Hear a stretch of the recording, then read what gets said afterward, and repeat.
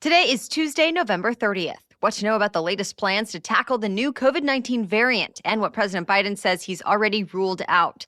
Also, some of the world's most powerful countries are coming together again, this time over one nation with big nuclear ambitions. Plus, why Twitter's CEO is stepping down and who's taking over. How a couple of college football coaches shocked fans this week. And some ways you can give back on this Giving Tuesday. Welcome to The Newsworthy. All the day's news in around 10 minutes. Fast, fair, fun, and on the go. I'm Erica Mandy. Thanks so much for being here. You ready? Let's do this. Doctors and scientists around the world are racing to get new information about the Omicron variant of COVID-19 and figure out how to slow the spread.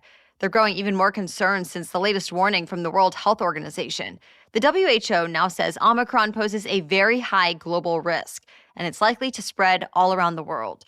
But there are still a lot of unknowns. There's no definite proof the variant is more deadly or more contagious than other strains already circulating. But the WHO says Omicron does have genetic mutations that could help it spread quickly, maybe even among vaccinated people. So the World Health Organization is asking countries to do more to classify the different COVID-19 variants and report when they come across local cases of Omicron. Here in the U.S., President Biden is calling Omicron a, quote, cause for concern, not a cause for panic. He's planning to visit the National Institutes of Health in a couple of days. That's also when he plans to outline a COVID-19 fighting strategy for the winter. He promised no more shutdowns or lockdowns, but more widespread vaccinations, booster shots, testing, and more.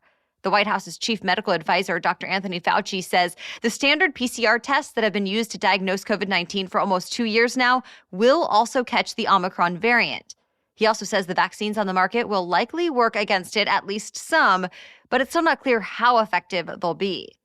Speaking of vaccines, in the wake of Omicron, the CDC is strengthening its messaging on booster shots. The CDC recently said all American adults may get an extra dose of a COVID-19 vaccine. Now it says all American adults should get one. And reports say Pfizer plans to ask the FDA to authorize booster shots for 16 and 17-year-olds soon. Stay tuned.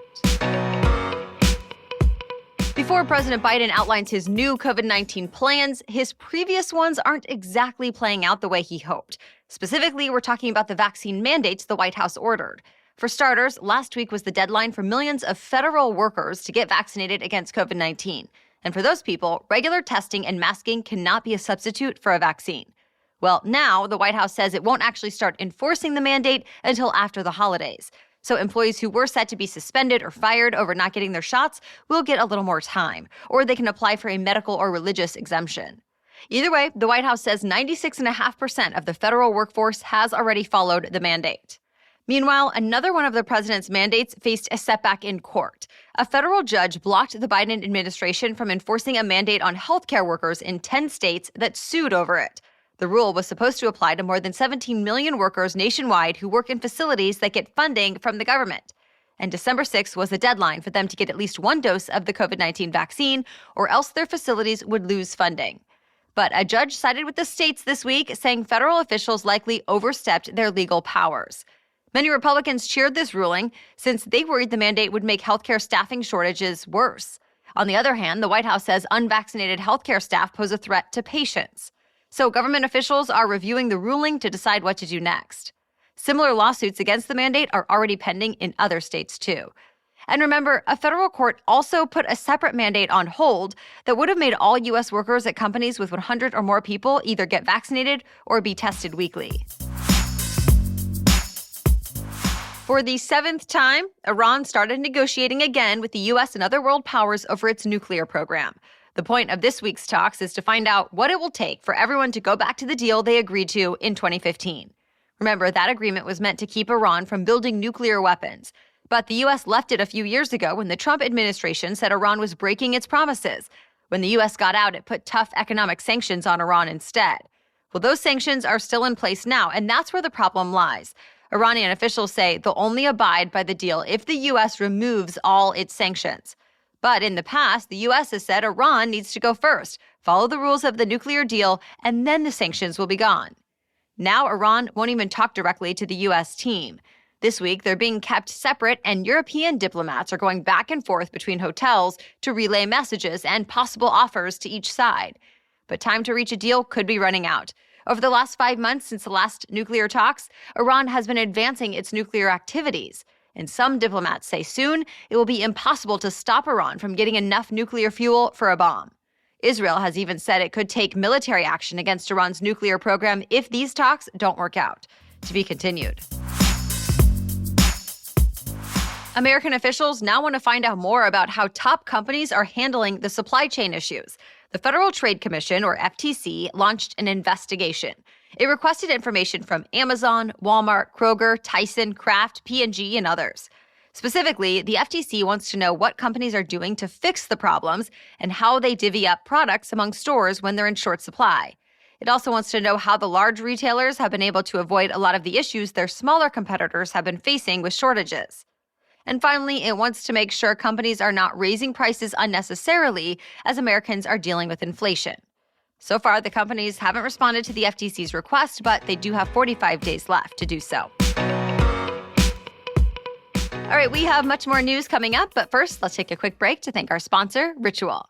When it comes to something that I put in my body every single day, I want to know that I can trust the ingredients and that it's doing what it's supposed to do.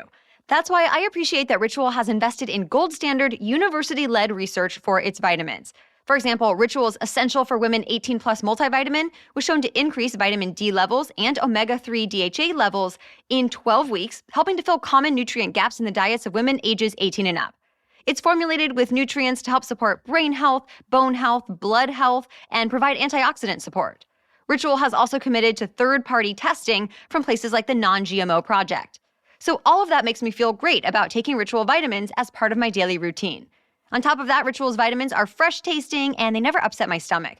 They're also convenient. I only need to take 2 pills once a day. And when I'm ready for more, my vitamins show up at my doorstep, so I never run out.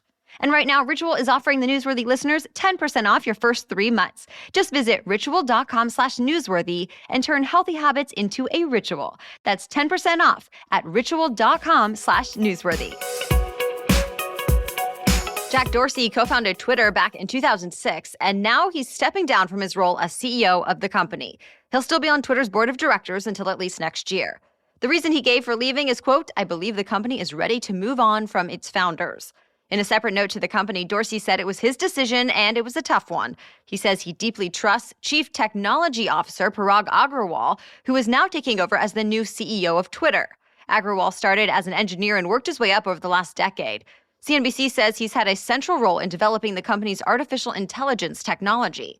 As for Dorsey, he's still CEO of the payments company Square, which he also co-founded, though he did suggest over the summer that he might be willing to leave both Twitter and Square to work on Bitcoin-related initiatives.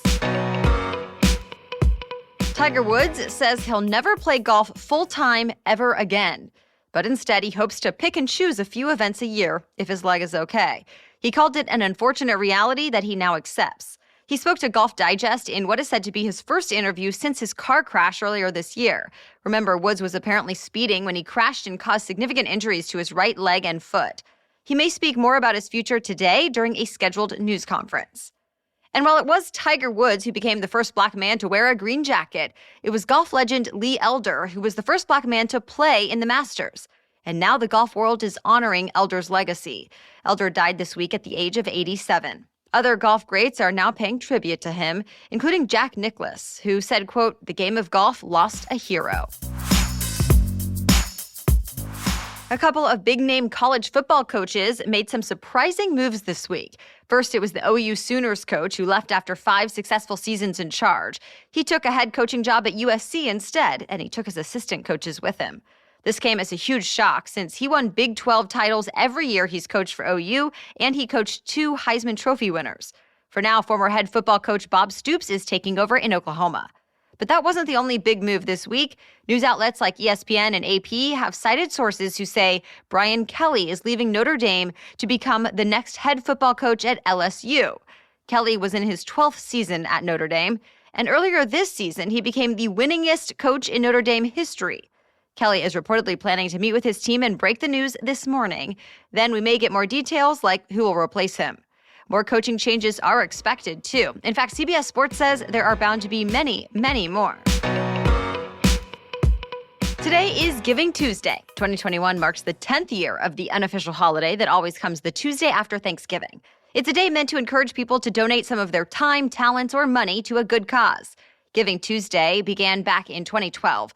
A New York City nonprofit partnered with the United Nations Foundation, and their reach has grown tremendously since then. Last year, Americans reportedly donated nearly $2.5 billion on Giving Tuesday. The Giving Tuesday website offers ways to take part today, from donating money to helping a neighbor to volunteering virtually to leading a Giving Tuesday movement in your local community. Of course, always make sure you're giving to a legitimate nonprofit. We'll put a link in today's episode notes to charitynavigator.org. Well, that's it for the main news today, but now it's time for Trivia Tuesday, when we ask a different trivia question every week. But first, a quick break to thank our sponsor, Rad Power Bikes.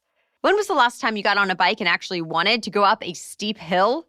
You can with e-bikes. It's probably why you keep hearing about them. People who use Rad Power Bikes say it's completely transformed everyday life. Here's the best part. Because Rad Power Bikes is North America's largest maker of e-bikes, they have models that can get you biking again, even if it's been a long time. If you're wanting to buy a gift for someone who wants to get out more or just seems to have everything, then hit up radpowerbikes.com and check out their award-winning lineup of e-bikes. They're in stock and ready to ship. That's radpowerbikes.com. Okay, now back to Trivia Tuesday. Today's trivia question is, what geometric shape is generally used for stop signs?